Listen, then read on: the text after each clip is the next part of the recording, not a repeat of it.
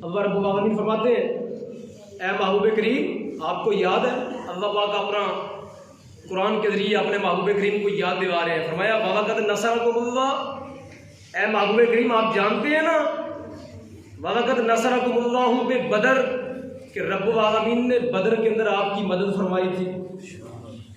बदर के अंदर आपने आपकी क्या की थी? बात फिर मैं वहाँ लेके आऊँगा। मैं बात जानबूझ के 3 दफ़ा करता हूँ ताकि किसी शायद तेरे दिल में उतर जाए मेरी बात फिर वही आएगी। पहले बदर सजाना पड़ता है, मदद तब आती है। पहले बदर का मैदान सजाना पड़ता है, पहले कुर्बानी देनी पड़ती है, पहले हौसला दिखाना पड़ता है, और फिर जाके परवरदिगार आलम की बारगाह से अनायात के दरवाजे खुलते हैं, मेहरबानियों के दरवाजे। ये नमाज भी क्या है? ये भी सरकार दो आलम ने इसको फरमाया, ये जिहाद अकबर है ना हदीस के अंदर। फरमाया जब जिहाद किसी जंग से वापस आए, फरमाया तुम आप क्या है जिहाद असगर से जिहाद अकबर की तरफ लौट आए हो। सरकार ने नमाज को जिहाद अकबर कहा, तो गोया ये भी मैदान पहले सजाना ही पड़ता है।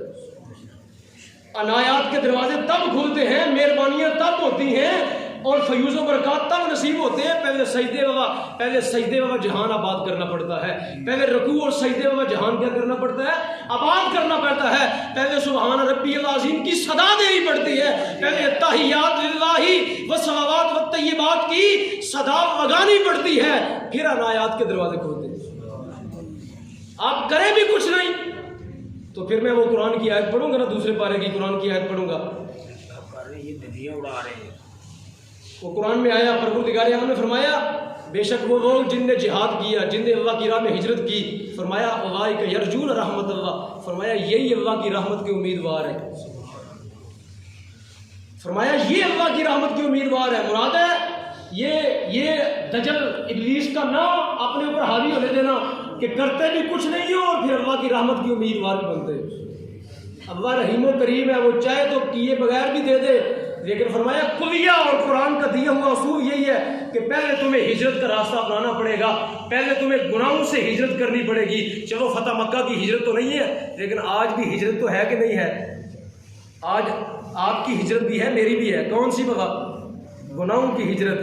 और गुनाहों को छोड़ देना ये भी तो अल्लाह की बारगाह की तरफ हिजरत है ना।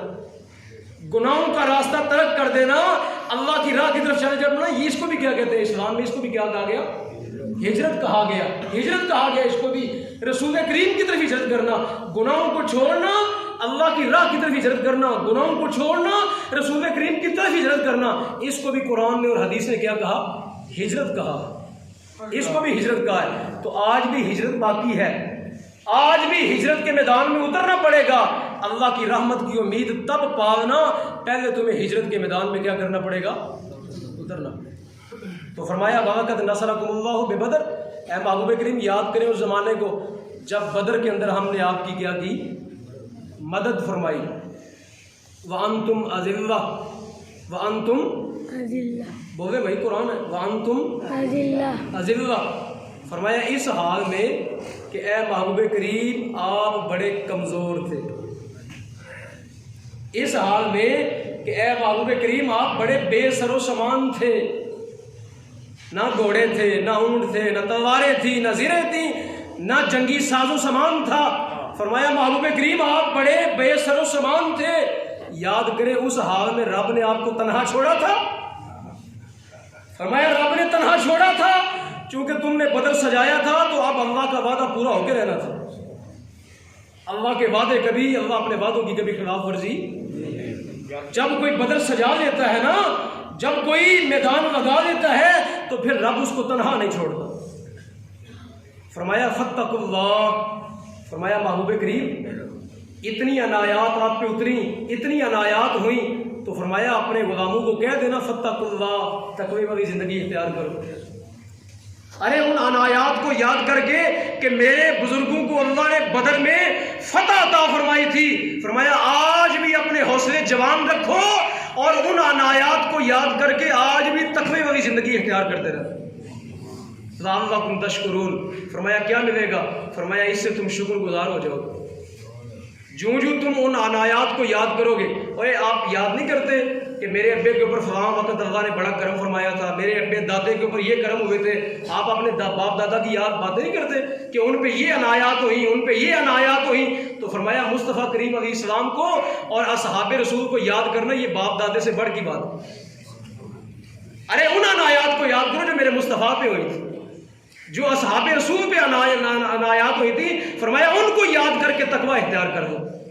और आगे फरमाया इज़ तक़ूबु लिल मुमिनीना अलन यकफ़ियकुम अन युमिद्दकुम रब्बुकुम बिसलासति आलाफ।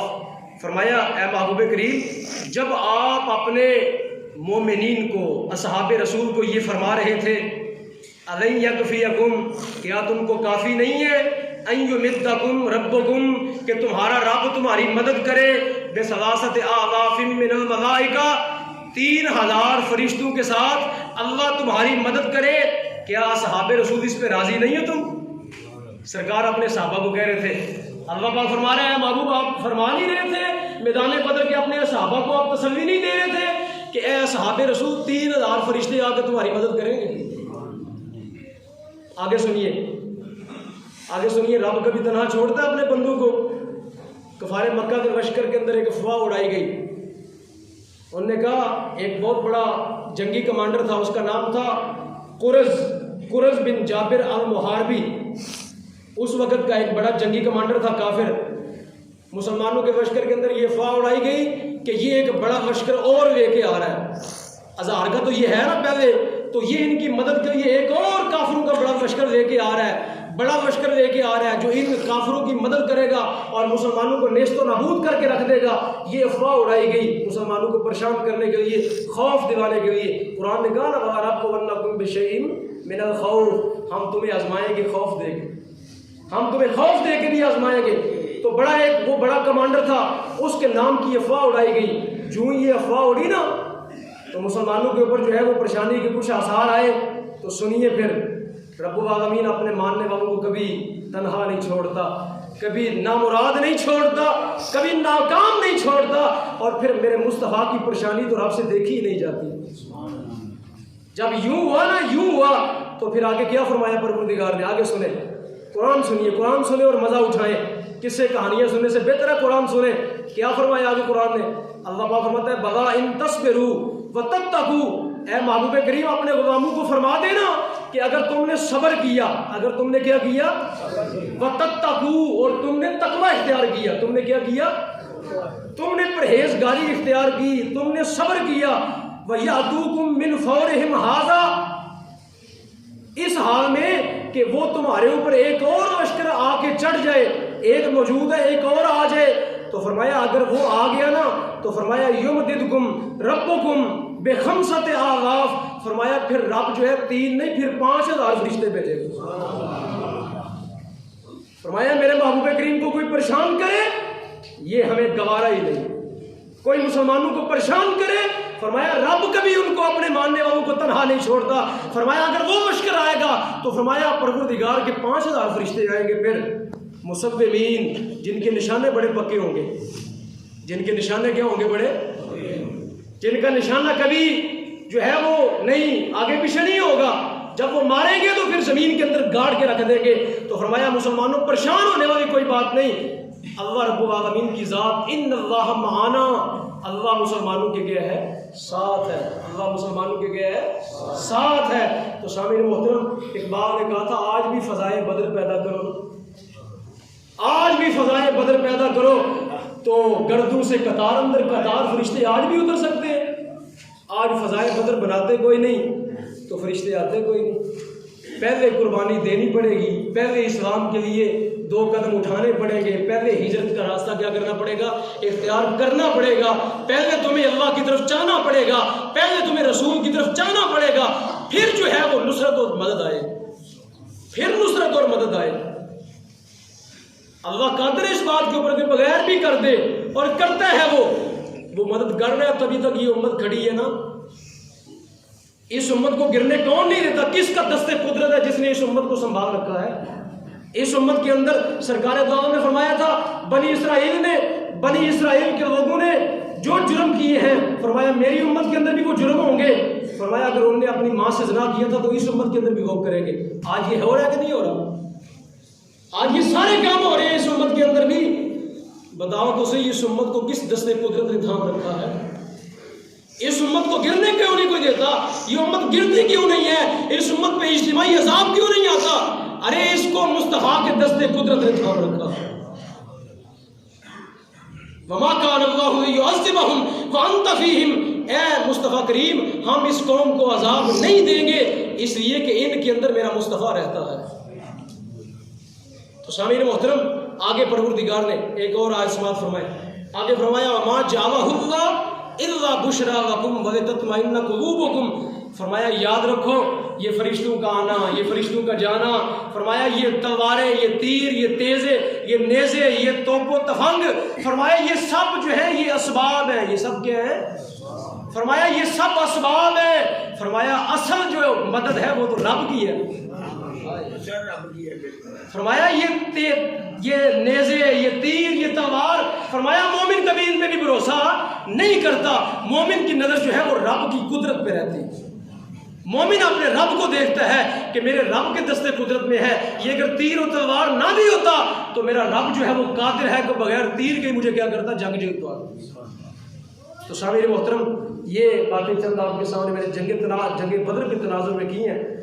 मैं आखिर में ये बात कर रहा हूँ कि जिहाद क़यामत तक क्या रहेगा उम्मत के अंदर जारी। ये सरकार ने फरमाया, कुरान ये कहता है। लेकिन एक बदबख्त तबका ऐसा भी है कायनात में जो कहता है हमने जिहाद को मंसूख कर दिया। जानते हैं नाम? जानते हैं उसका नाम? कोई नहीं बोलेगा। कादियानी, मुर्तद्दीन, उनका मिर्जा मुर्तद कहता है मेरे ऊपर वही आई है कि रब ने फरमाया आज के बाद जिहाद मंसूख, आज के बाद जिहाद खत्म।